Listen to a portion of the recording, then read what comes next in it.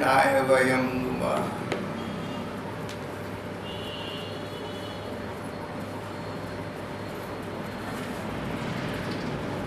शिवजी और दक्ष प्रजापति का वृत्तांत श्रीमद् भागवत के चौथे स्कंद के आरंभ में दिया है। सृष्टि का प्रारंभिक काल था, थोड़ा थोड़ा संसार बना पर अधिक न बना था। ब्रह्मा जी ने अपने मानसिक संकल्प से कुछ पुत्रों की उत्पत्ति की और उन्हें आज्ञा दी कि सृष्टि संचालन का तुम कार्य करो। सृष्टि के संचालक जो इस कार्य में ब्रह्मा जी की सेवा सहायता करते, तत्कालीन भाषा में उन्हें प्रजापति कहते। प्रजापतियों में एक थी दक्ष। दक्ष का विवाह, दोबारा कहूँगा, दक्ष ने अपनी पुत्री का विवाह, पुत्री का नाम था सती। दक्ष ने अपनी सती बेटी का नाम ब्रह्मा जी के कहने पर शिवजी से कर दिया। इस प्रकार शिवजी, ब्रह्मा जी और दक्ष तीनों का संबंध हो गया। दक्ष के पिता ब्रह्मा जी और दक्ष की पुत्री के पति दामाद शिवजी। दक्ष प्रजापति का संसार में बहुत सम्मान हो गया था। जहाँ जाते बड़े बड़े देवता खड़े हो जाया करते। ये कथा सत्ययुग के प्रारंभ की घटना है। उस समय देवता, उपदेवता, दैत्य, दानव सब मिलकर रहते थे और मनुष्य को यज्ञ करते, कोई धार्मिक अनुष्ठान करते तो देवता लोग स्वर्ग से उतरकर पृथ्वी पर उनके उत्सव में सम्मिलित हो जाया करते थे।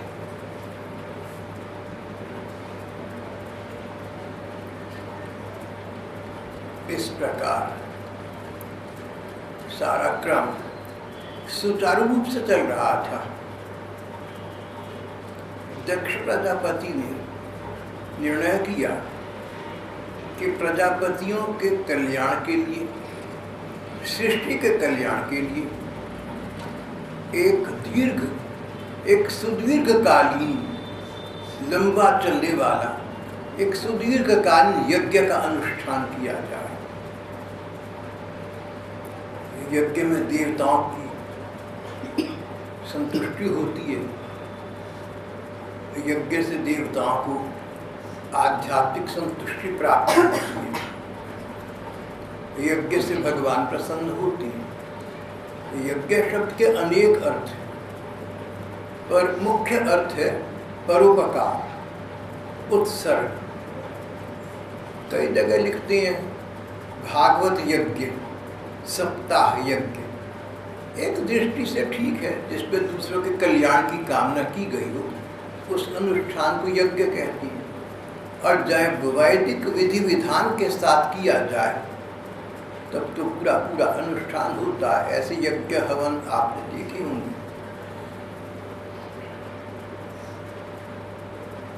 सतयुग में भगवत प्राप्ति का सबसे बड़ा विधान यज्ञ भगवान को संतुष्ट करना ही था। जैसे कलयुग में भगवत प्राप्ति का सर्वोत्तम विधान भगवान के नाम का जप, उनके रूप का ध्यान और उनका कीर्तन है। दक्ष प्रजापति ने देखा कि उनका चारों ओर बहुत बोलबाला हो गया है, बहुत वर्चस्व हो गया, बड़ा रूपदाब हो गया है। देखिए, सृष्टि के आरंभ की बात है, पर मानव मन की वृत्तियां सदा से एक जैसी चली आ रही हैं। दक्ष के मन में कहीं ये विचार आ गया कि जब प्रजापतियों में मुझे उत्तम स्थान मिला है तो यज्ञ के द्वारा यज्ञ भगवान की आराधना भी हो जाएगी। सभी देवता आएंगे, सभी उपदेवता आएंगे, सभी ऋषि मुनि आएंगे और यज्ञ में भाग लेंगे, सम्मिलित होंगे। एक प्रकार से मेरा भी सम्मान होगा। संवाद की कामना मनुष्य को न जाने कहाँ से कहाँ ले जाती। सम्मान, मेरी प्रतिष्ठा, मेरा यश गान, वो दूसरों से मुझे बड़ा समझा जाए, लोग मेरे लिए हाथ जोड़े खड़े हों, लोग मुझे देखकर खड़े हो जाएं, मुझे सर्वप्रथम स्थान दिया जाए। खाने पीने का कार्यक्रम तो पहले मुझे अर्पण किया जाए। सम्मान के अनेक रूप हैं और मानव मन की ये दुर्बलता है कि वो सम्मान के प्रति पागल बना रहता है। एक अंग्रेज धार्मिक लेखक ने यहाँ तक कहा कि fame is the last infirmity of a Saint.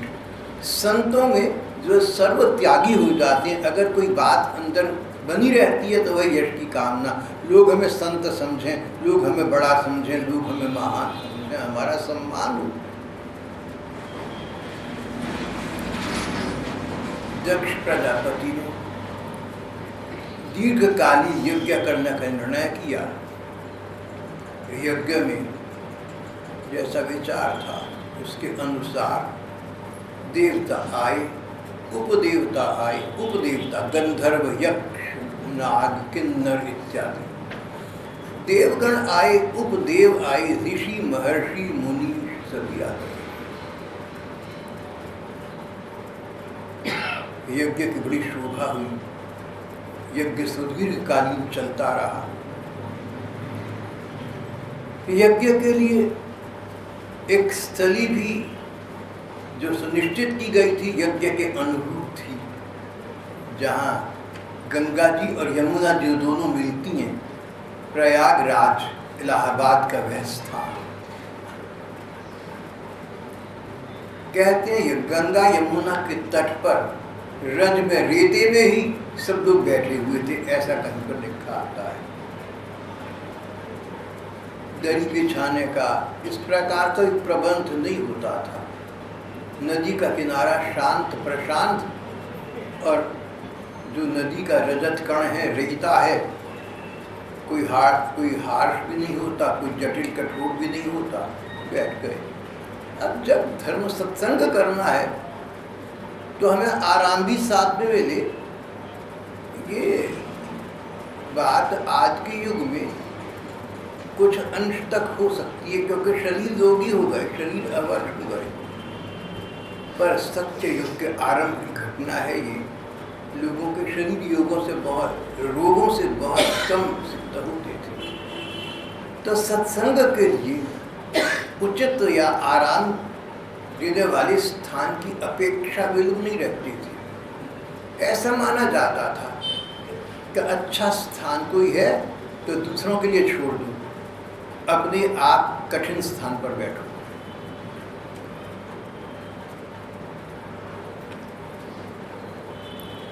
आज के हिसाब से कहें तो जनवरी के महीने की संक्रांति थी। माघ मास की मकर संक्रांति को यज्ञ में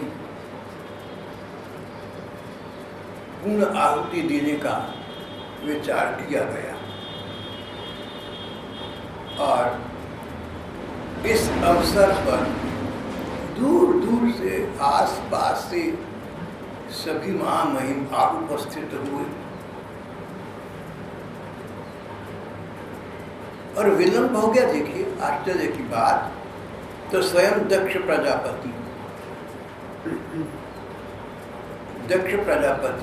की प्रतीक्षा में कुछ देर देवताओं को और महामहिम मनुष्यों को सभी को बैठना पड़ा। गोलोकवासी संत प्रभुदत्त ब्रह्मचारी जी महाराज इस प्रसंग की व्याख्या में कहते हैं कि कदाचित दक्ष जानबूझकर विलंबित हो गए थे। महामहिम लोग वीआईपीज़ जितनी देर से जाएंगे उतनी देर उनकी प्रतीक्षा होगी। लोग देख रहे होंगे आने वाले, और जब जाएंगे तो अधिक संख्या के लोग खड़े होकर जय जयकार करेंगे।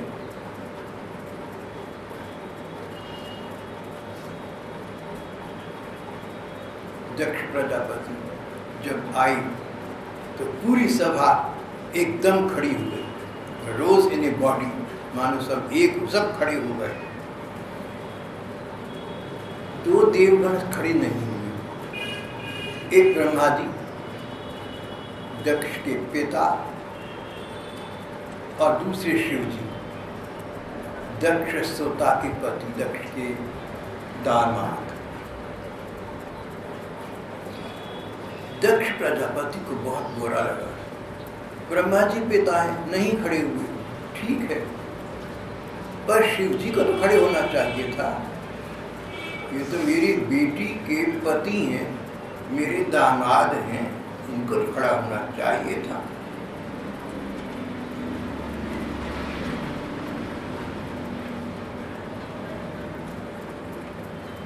जिस व्यक्ति में सम्मान की पिपासा हो, अगर हमारे मन में मान की कामना हो और मान की कामना से प्रेरित होकर हमने कोई कार्य किया हो, मान मिले नहीं तो अपमान लगता है, अपमान लगता है और वश चलता हो तो क्रोध आता है।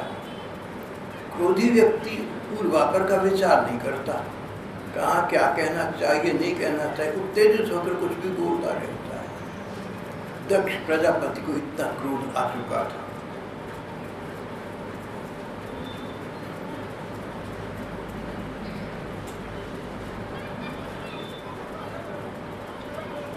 दक्ष ने टेढ़ी नजर से शिव जी को देखा, क्रोध से। दक्ष ने टेढ़ी नजर से इस प्रकार देखा मानो शिव जी को अपने क्रोध की अग्नि से जला डालेंगे। फिर उन्होंने पूरी यज्ञ सभा को संबोधित किया। दक्ष ने कहा, आप लोग देखिए, मैं एक शिष्टाचार की बात करना चाहता हूँ। कोई द्वेष मन में रखकर नहीं कह रहा, किसी के प्रति मेरे मन में ईर्ष्या नहीं है, कोई नासमझी की बात नहीं कर रहा, सोच समझकर गंभीर विचार के पश्चात आप लोगों से साधारण शिष्टाचार की बात कह रहा हूँ। दामाद तो बेटे के समान होता है। अब मैं यहाँ पर आया और हमारे दामाद साहब ऐसे बैठे रहे मानो मुझे जानते न हो, न प्रणाम किया, न खड़े हुए। पिता ब्रह्मा जी की बात तो अलग है, पिता हैं, उनका तो अधिकार बनता है। फिर क्रोध में उत्तेजित कर दक्ष कहने लगा कि ये निर्दक्ष महादेव, ये सब प्रजापतियों के पवित्र कीट को धूल मिला रहा है। इस खबंडी ने हमें लांछित करके मरिया भेंट कर दिया है, बंदर जैसी आंखें, चंचल नेत्र,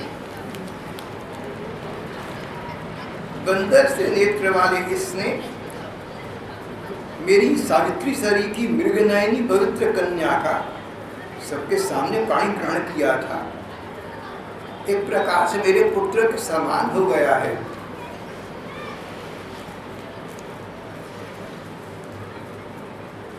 उचित तो ये था कि ये मरकट लोचन, ये बंदर आंखें नचाने वाला शिव जी, उचित तो ये था कि उठकर मेरा स्वागत करता, मुझे प्रणाम करता, पर इस वाणी से भी मेरा सत्कार नहीं किया। मैं ही भूल कर बैठा। मुझे पता था कि ये श्मशान में रहता है, भस्म रमाई रहता है, भूत प्रेतों में घूमता है, इसके सारे गुण पता थे। मैंने अपनी भूली भाली बेटी इसके साथ ब्याह किया। पर सच बताऊं आपको, पिताजी ब्रह्मा जी से बोला, पिताजी सारा कारण आप हैं। आपने आग्रह किया था कि अपनी बेटी का विवाह शिव जी के साथ कर दी, मैंने कर दिया। मैं तो नहीं चाहता था, आपकी आज्ञा पालन के कर दिया। अब फल पा रहा हूँ कि बेटे जैसा मेरा दामाद यहाँ बैठा है, सब मेरे सम्मान में खड़े हो गए, हाथ जोड़े खड़ी हैं, ये एक तरफ बैठी हैं। हमारी भक्ति ग्रंथ कहते हैं कि किसी भक्त का भावापराध मत करो, भावापराध भक्त का भावापराध। किसी भक्त के भाव लोक में भगवान है। मान लीजिए आप में से कोई बहन या भाई है, भगवान के ध्यान में मग्न है, और कोई दूसरा सत्संगी भाई बहन मिले और ये कहे कि देखो कैसे आंखें मीच के बैठा हुआ है, मेरे आने के आठ तो मिली होगी फिर भी इससे परवाह नहीं करी, तो आपने उस सत्संगी भक्त के भाव को नहीं समझा। वो भगवान के ध्यान में खोया हुआ था, उसे बाहरी जगत का पता नहीं था, इसलिए एक ओर से बैठा रहा। जानबूझकर उसने बदतहजीबी नहीं की, उसने अशिष्टता नहीं की। भक्त के वाणी व्यवहार को भक्त ही समझ सकते हैं। शिव जी तो ब्रह्मानंद में लीन रहती है, परमानंद का साक्षात्कार करती रहती। अभी सन 1971 में गीता प्रेस गोरखपुर के प्रवक्ता महापुरुष भाई श्री हनुमान प्रसाद जी पोद्दार का निधन हो गया था। हनुमान प्रसाद जी को लोग प्यार से भाई जी कहते थे, लाखों लोग उन्हें भाई जी कहते थे। भाई जी की ये स्थिति थी कि किसी रोगी को अस्पताल में देखने जाना है, किसी सभा में सम्मिलित होना है, किसी उत्सव का आयोजन करना है, कल्याण पत्रिका के संपादक थे, उसके लिए लेख ढूंढने हैं, उनके संपादन करना है, उनकी प्रूफ रीडिंग करनी है। पत्नी घर पर थी, बेटी थी, थोड़ा बहुत उनकी भी देखभाल करनी है। न जाने कितने काम उन लगे रहते थे। लोक मंगल, परहित कातरता उनके स्वभाव थी। इतना कुछ करते हुए भी भाई श्री पोद्दार जी श्री राधा कृष्ण के भाव में प्रायः डूबे रहती। किसी रोगी को देखने चिकित्सालय जा रहे हैं, 5 मिनट कार में बैठकर जाना है, उस 5 मिनट में भाई जी की भाव समाधि लग जाती थी। 5 मिनट में भाई जी की भाव समाधि, भाई जी के मन की आंखों के सामने मानो राधा कृष्ण प्रकट हैं, उनके सौंदर्य का अवलोकन कर रहे हैं।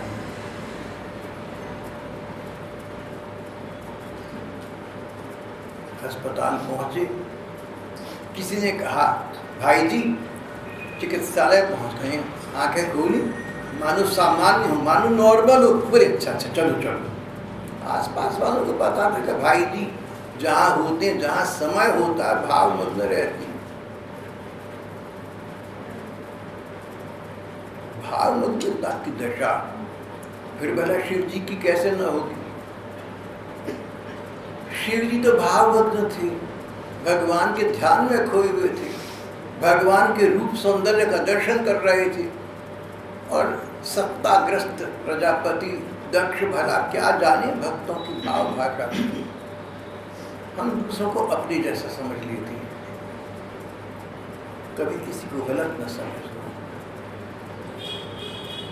अगर समझना हो तो पहले विचार कर लेना, ठोक बजाकर देख लेना, सुनिश्चित कर लेना, तब थोड़ा बहुत समझ सकते हो। फिर भी उसका शुभ चिंतन करना।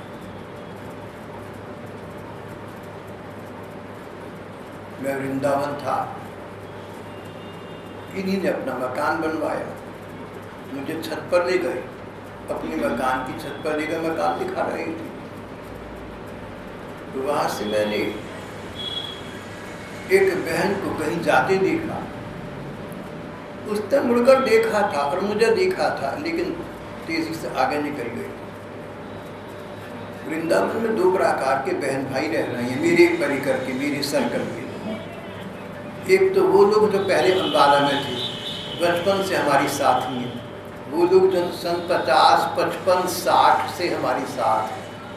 अब तो बूढ़े हो गए, कोई 70 का, कोई 80 का, कोई कितना, पर ये साथ तो बहुत लंबा रहा। दूसरे वे लोग हैं जो अम्बाले में परिचित तो नहीं थे, वृंदावन आते जाते थे, वृंदावन के परिकर में आने लगे, और जब मैं जाता हूँ तो कभी मिल जाती हैं। ये बहन उनमें से एक थी। मेरे मन में विचार आया कि अगर अम्बाले वाली कोई बहन मुझे देख लेती, अपना काम छोड़कर भागी हुई मेरे पास आती, भाई साहब आप आए हुए हैं, अच्छा मैं कहता बहन तुम तो काम करनी, भाई साहब काम की क्या बात है। मैं कहा नहीं बहन, इसको मेरा इतना प्रेम इतना मान कैसे हो सकता है, चलो कोई बात। ऐसा विचार मुझे आया। 8-10 मिनट के बाद वही बहन दो एक अन्य बहनों के साथ ऊपर आई और उसने मेरे प्रति बहुत स्नेह सम्मान प्रदर्शित किया। तो मैंने उससे कहा कि तुम अभी शायद कहीं जा रही थी, मैंने ऊपर से देखा, मुझे लगा तुम जा रही हो लेकिन शायद कोई और होगा। तो उसके साथ की लड़की ने कहा भाई साहब ऐसा है कि इसको जब पता लगा कि आप छत पर खड़ी हैं तो समझ गई कि आप मकान देखने के लिए भाई लोग आपको ले आए हैं, आप जल्दी में होंगे जाने। तो ये पास में जो अन्य बहनें रहती हैं उनको बुलाने के लिए भागी चली गई बिना मुड़कर देखे कि चलो भाई सब आए, पता नहीं कब निकलना है, 2-4 मिनट लगेंगे, भागो चलो एकदम देखो। तो जैसे कहती है ना मुहावरे की, मेरे पर घड़ों पानी पड़ गया, मैं क्या सोच रहा हूँ वो क्या कर रही है।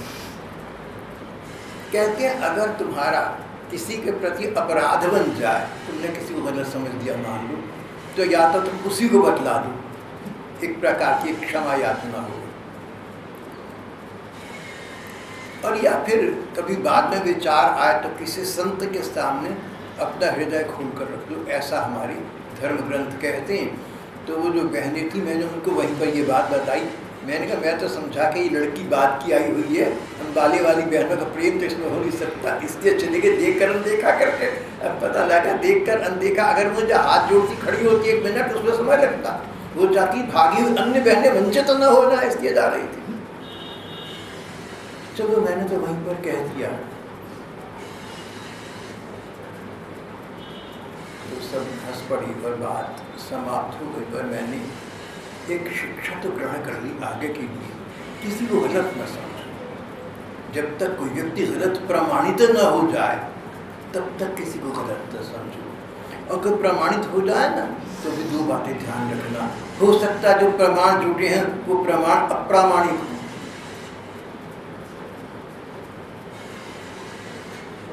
सन 1952 में भारत का नया संविधान लागू हुआ, उसमें संसद और न्यायालय की भर्त्सना करने का अधिकार नहीं था, कंटेम्प्ट ऑफ कोर्ट। न्यायालय की या संसद की अवहेलना आप नहीं कर सकते। तो मैंने कहा कि क्यों नहीं कर सकते, क्या संसद गलत कानून नहीं बना सकती, क्या न्यायालय गलत निर्णय नहीं दे सकते, ये गलत तरीका है।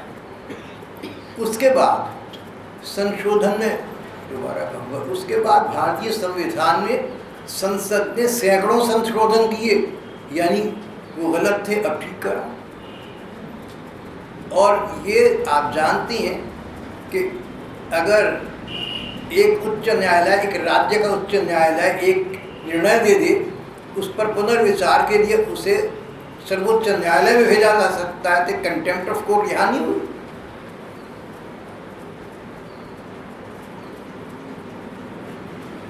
संसद हो या सर्वोच्च न्यायालय हो, उत्तरदायित्व के लोग हैं, सच बात है, ठीक है, काबिल हैं, महान है, विद्वान हैं, हम सब जानते हैं, लेकिन हैं तो मनुष्य। अगर आप उच्चतम न्यायालय के न्यायाधीशों से मिलकर कहें कि आप मानते हैं कि आप मनुष्य कोई कमी हो सकती है, बिल्कुल वो कहेंगे क्यों नहीं भाई, हम तो ह्यूमन बीइंग्स हैं, हम तो मनुष्य हैं, हमें पूर्णता तो नहीं हो सकती। तो हम फिर अपने प्रसंग पर वापस आते हैं। दक्ष प्रजापति को सत्ता का नशा चढ़ा हुआ था, लोगों में सम्मान है मेरा, और शिव जी ने सम्मान नहीं कहा। तो दक्ष ने जी कि मैं शिष्टाचार की बात कर रहा हूँ।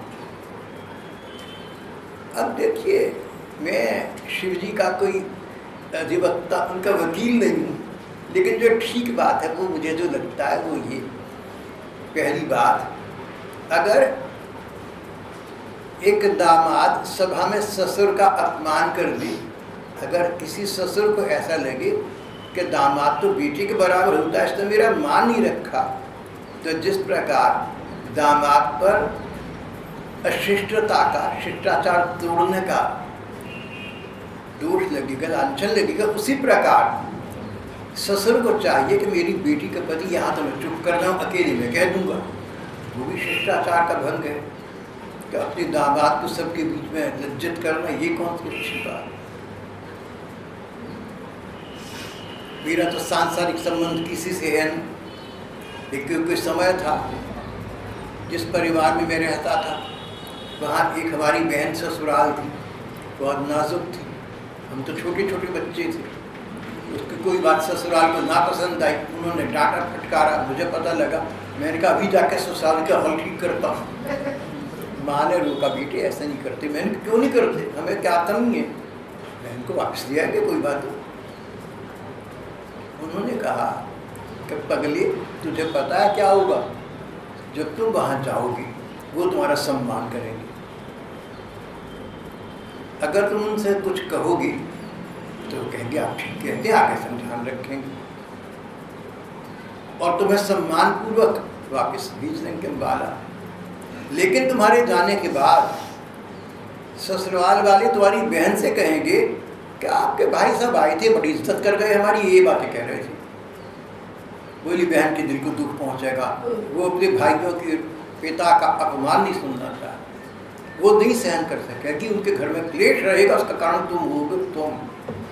तब से मुझे कुछ दुनियावी अकल ऐसी आ गई कि माँ ठीक कहती है। और एक दूसरे केस में एक दूसरी बहन के साथ जब घर वाले ससुराल वाले नाराज हुए तो मैं गया था बहन को बचाने के लिए। कहनी चाहिए आपको आश्चर्य पूरा होगा कि मैंने ऐसे ही काम किए हुए हैं। पुरानी बातें हैं, सन 55-60 के आसपास की कह लीजिए। तो मैं वहाँ पर गया, वहाँ पर बात बहुत आगे बढ़ चुकी थी। तो मैंने फिर कहा कि अच्छा ठीक है, हम अपनी बहन को वापस ले जाते। बोले भाई आपकी मर्ज़ी है। बहन भी खड़ी हो गई, हम भी खड़े हो गए। जब चलने लगे तो जो बहन के सास ससुर थे, मैंने उनके चरणों में प्रणाम किया। मैंने कहा आपकी आज्ञा है ले जाएं। बोले भाई हम तो आज्ञा नहीं दे रहे, आपकी इच्छा है। मैंने कहा आपकी आज्ञा के बिना तो कोई काम हो ही नहीं सकता। बोले क्यों? मैंने कहा जैसे हमारी माता पिता वैसे आप लोग, आप कौन सा काम है। देखिए आपकी आज्ञा के बिना एक पाँव नहीं हिलाएंगे, जो आप कहेंगे वहाँ जहाँ पर वही होगा। आप आज्ञा दीजिए तो ठीक है, नहीं तो जैसी आपकी आज्ञा हम वैसा करेंगे। वो बड़े प्रसन्न हुए और उन्होंने मेरे पीठ पर हाथ फिर शाबाशी दी। बोले बेटा हम तो ये चाहते हैं कि तुम्हारी बहन यहीं रखे, हम इसका ध्यान रखते हैं और आके ध्यान रखेंगे। बात समाप्त हो गई। उसके बाद वो लोग जब तक रहे इस संसार में, उस बहन के सास ससुर, मेरे प्रति उनका अगाध प्यार था, बहुत स्नेह था उनका मेरे प्रति, अगाध। और एक बार जब मैं उनके यहाँ दोबारा कभी मैं गया, तब तक स्थिति बदल चुकी थी, समय बदल चुका था। तो जिस कमरे में मैं कुछ बहन भाई और थे ठहरे, वहाँ कीर्तन हुआ, ठाकुर के साथ थे किसी बहन की, वो सब हुआ। तो जब हम चलने लगे तो उन्होंने कहा कि अब इस कमरे को इसकी हम सैंक्टिटी को मेंटेन करेंगे। अब इस कमरे में जूते नहीं आएंगे, चमड़े का सामान नहीं आएगा, क्योंकि आप लोग यहाँ ठहरे हैं। तो मतलब ये कि जिन्होंने मुझे जन्म दिया, मेरी माँ को बड़ी अकल थी। देखिए इतनी अकल तो मुझे भी थी ना, मैंने सीख ली। सीखने की अकल मुझ में होगी, ये तो आप देख लीजिए। और अब तो आलम ये है कि जो यहाँ की बहन बच्ची हैं, इनके विवाह होते हैं तो इनके जो पति हैं, मैं उनसे स्पष्ट मैं कर देखो भाई तुम्हारे साथ मेरा रिश्ता ऐसा है कि तुम जो चाहो कहो और करो, हमने तो हमारा सम्मान रखना ही रखना है। ये सुनकर वो प्रसन्न हो जाते हैं और भगवत कृपा से सब बढ़िया चल रहा है। मैंने इधर उधर की बातों में आज बहुत समय लगाया। एक बार फिर अपनी प्रसन्न हुआ। दक्ष प्रजापति तो सत्ताग्रस्त थे, सत्ता की नशे में चूर थे। उन्होंने किसी शिष्टाचार का स्वयं ध्यान नहीं किया और बड़ी अशिष्टता के साथ शिव जी का अपमान किया। और ये भूल गए कि शिव जी दामाद सांसारिक रिश्ते से हैं, लेकिन अलौकिक दृष्टि से देखो तो शिव जी तो भगवान विष्णु के प्रेमास्पद हैं, पूज्य हैं। भगवान राम ने शिवलिंग की स्थापना की रामेश्वरम। शिव जी के प्रति उच्चतम सम्मान का भाव भगवान विष्णु रखते हैं, भगवान राम ने रखा। शिव जी वैष्णव के गुरु माने जाते हैं। उन्होंने दक्ष प्रजापति ने अध्यात्म नाते को प्रधानता नहीं दी, संसार के नाते को प्रधानता दी, इसलिए कि सत्ता से ग्रस्त थे, सत्ता के नशे में चूर थे। और फिर उन्होंने बात यहाँ समाप्त नहीं की, उन्होंने कहा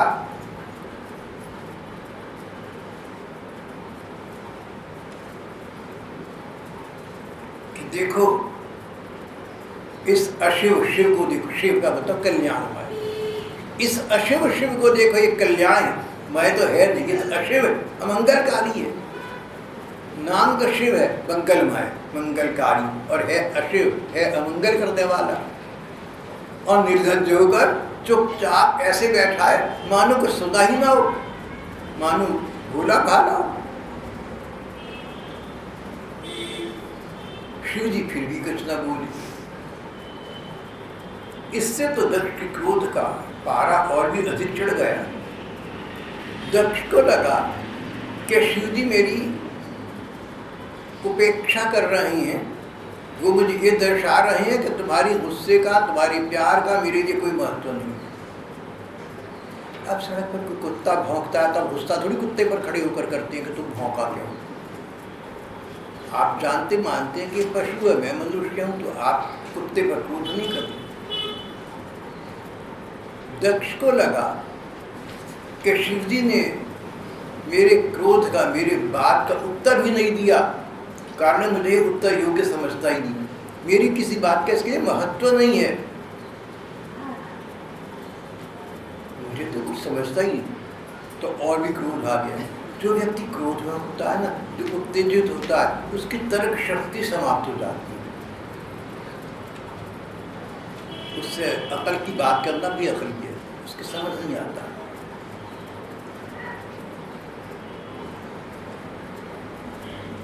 आसपास जो महामहिम महापुरुष थे, देवता थे, उन्होंने दक्ष को समझाना चाहा, वस्तु स्थिति से अवगत कराना चाहा। शिव जी के पक्ष में जो बातें मैंने अभी आपसे कही वो बातें उन्होंने कही, पर दक्ष ने एक सुनकर नहीं। अंग्रेजी की कहावत है, it is useless to argue with a man, it is useless to reason with a man who is excited और इन एंगर। जो गुस्से में हो या उत्तेजित हो, उससे अकल की बात करना बेकार है। अकल होती तो गुस्सा वो क्यों करता। जब व्यक्ति गुस्से के मूड में होता है, गुस्से की वृत्ति में होता है, तर्क शक्ति समाप्त हो जाती है, विवेक समाप्त हो जाता है, तभी तो ऐसा करता है।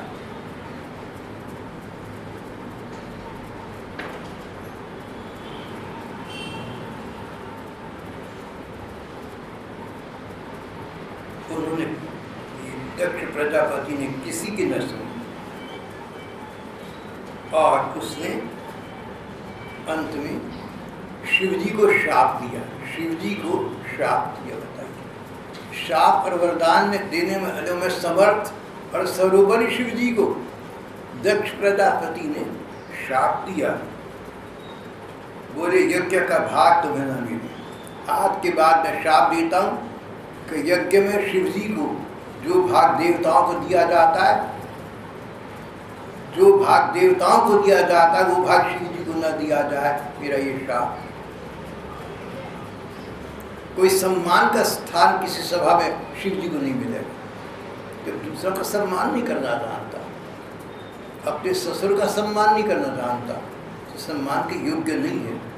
आज के बाद इस अशिव शिव को यज्ञ में भाग न मिले, अन्य देवताओं के साथ संगत पंगत में इसको न बिठाया जाए, इसके साथ कोई संबंध न रखा जाए, यज्ञ में किसी सभा में इसको सम्मान का स्थान न मिले।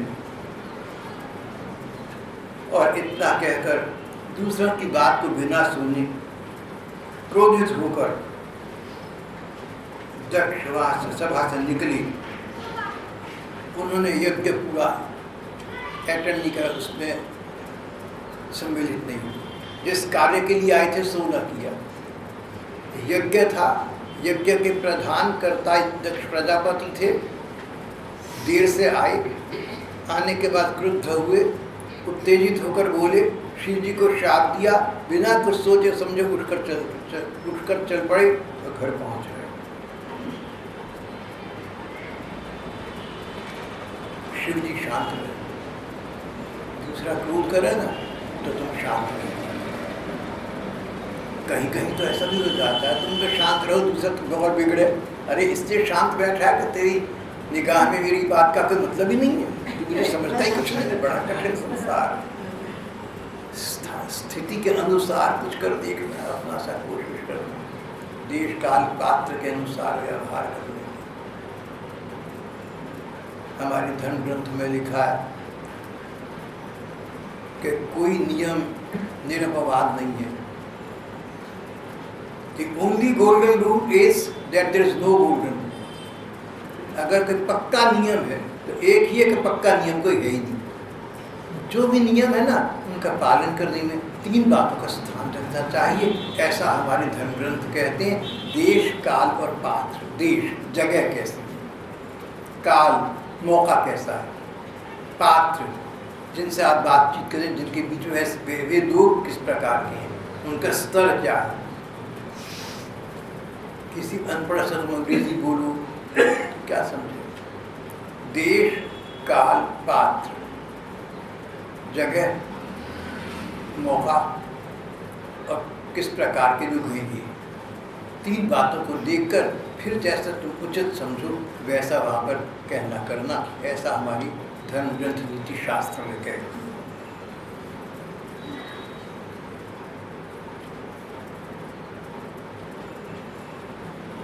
कुछ 2-4 जदी उस सभा में ऐसे भी थे जो किसी कारणवश शिव जी से खींची रहती थी।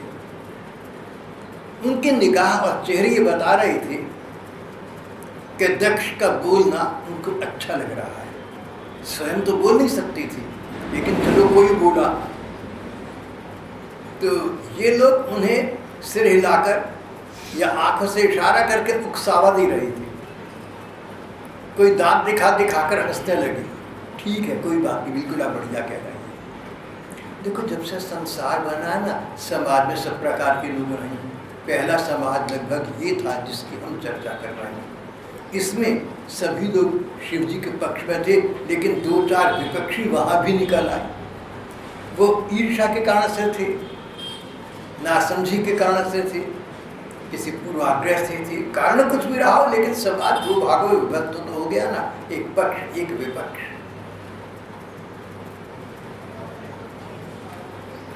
एक बार जब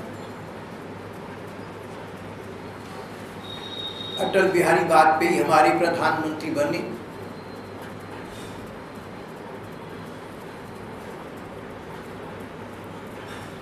उन्होंने एक स्थान पर कहा कि दूसरे दल हमारे विपक्षी हैं, शत्रु नहीं हैं। हम उनके विरोधी हैं, हम उनकी नीतियों का विरोध करते हैं, लेकिन हम उनके शत्रु नहीं हैं, हम उनके शुभचिंतक हैं। अटल बिहारी वाजपेयी की ये बात मुझे बहुत अच्छी लगी थी। कौन कैसा है मुझे पता नहीं, लेकिन जितना पता लगता है इन बातों से बहुत बढ़िया आदमी रहा है। जिसने विपक्ष को शत्रु नहीं माना, ये शत्रुता किस बात की?